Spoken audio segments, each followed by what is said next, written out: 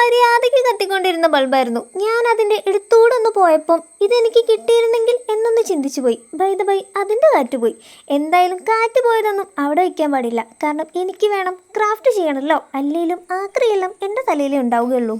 ഈ ഒരു ക്രാഫ്റ്റിൻ്റെ final look കാണുന്ന ടൈമിൽ ഈ ഒരു ബൾബ് തന്നെയാണോ നമ്മൾ ഉണ്ടാക്കിയെന്ന് ചിന്തിച്ചു പോകുന്ന തരത്തിലുള്ള ഒരു ക്രാഫ്റ്റായിരുന്നു കേട്ടോ ഇത്.